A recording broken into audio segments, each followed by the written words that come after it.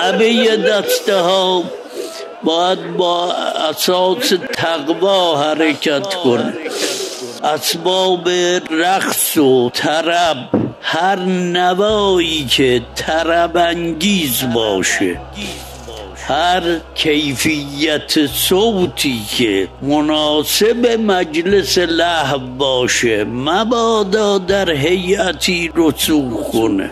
عزاداری ها بر طبق روش سلف صالح، همون جوری که با اخلاص بیرون می آمدن، با تقوا، با پاکی، نغمه های سبک نامناسب با عظمت اهل بیت، آهنگ های مبتذل، همه اینها آفته.